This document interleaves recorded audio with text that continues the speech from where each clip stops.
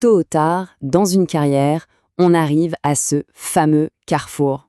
Est-ce qu'on reste pour gravir les échelons ou est-ce que c'est le moment de prendre un autre chemin? C'est une question cruciale et c'est justement ce qu'on va décortiquer ensemble. Comment naviguer ces moments clés de manière vraiment stratégique? C'est une super analogie, n'est-ce pas? De voir sa carrière comme un jeu vidéo. D'un seul coup, on n'est plus juste un employé, on devient le héros d'une quête, avec un but bien précis à atteindre. C'est ce changement de mentalité, cette perspective, qui peut absolument tout changer. Alors voilà le programme. On va commencer par identifier ce fameux carrefour, puis on explorera les deux voies possibles, évoluer ou partir. Ensuite, on verra comment réussir son départ, et pour finir, comment prendre le contrôle total de son parcours. Ok, on y va. Le carrefour professionnel.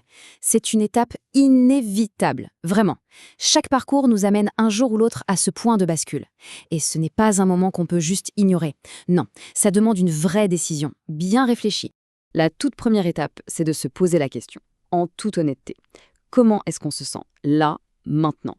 Ambitieux, avec l'envie de tout emporter sur son passage, ou plutôt bloqué, dans une sorte d'impasse, ou peut-être tout simplement prêt à tourner la page? C'est la réponse à cette question qui va vraiment orienter tout le reste. Alors, explorons la première option.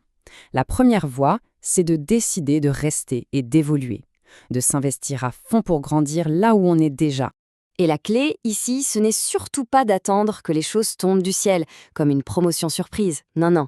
Le secret, c'est d'être proactif, de construire sa propre feuille de route pour avancer. Et pour que cette feuille de route tienne la route justement, il y a une méthode qui a fait ses preuves. Les objectifs SMART. C'est ce qui permet de passer d'une ambition un peu floue, du style « je veux évoluer », à un plan d'action super concret et mesurable. Ça peut paraître tout bête, mais l'initiative, ça se voit dans des petites choses. Proposer un coup de main pour la grosse présentation de la semaine prochaine, ou demander si on peut écouter le prochain appel avec un client important.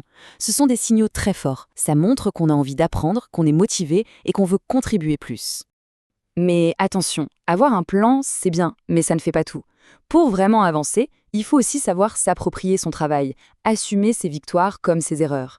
Il faut comprendre où l'entreprise veut aller, et puis, et ça c'est crucial, il faut bien s'entourer. Les collègues, un beau mentor, ce sont des alliés précieux. Bon, maintenant, changeons de décor. Explorons la deuxième voie, celle où l'on décide qu'il est temps de partir, de chercher autre chose. Et surtout, comment on gère ce départ?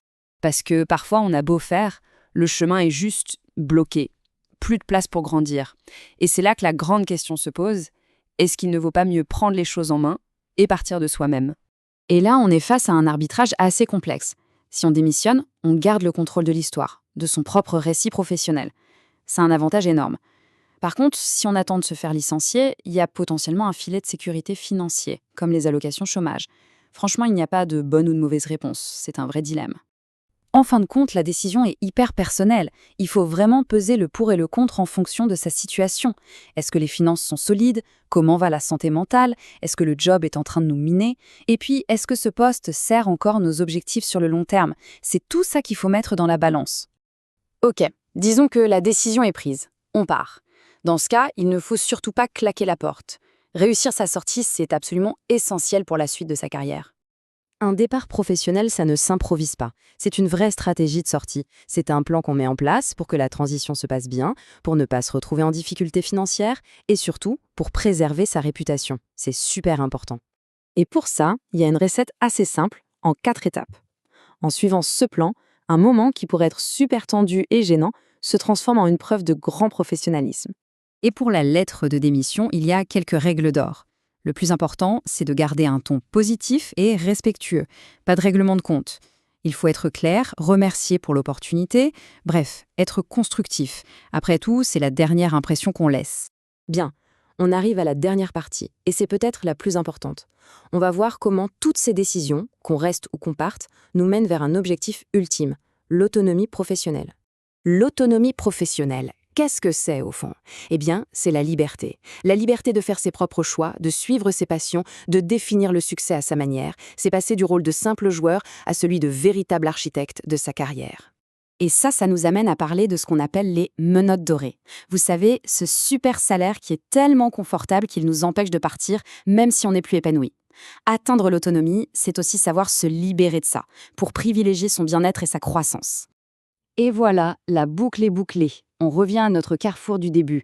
Qu'on choisisse de monter en grade ou de changer d'air, au fond, il n'y a pas de mauvaise décision. L'important, c'est que le choix soit conscient, qu'il soit assumé et qu'il s'aligne avec sa propre définition du succès. Finalement, si on voit sa carrière comme un grand jeu, chaque défi devient un nouveau niveau à passer. Et le personnage principal, c'est nous. On a le pouvoir de décider du prochain mouvement, de la prochaine stratégie. Alors, la partie est lancée. Quel sera le prochain niveau ?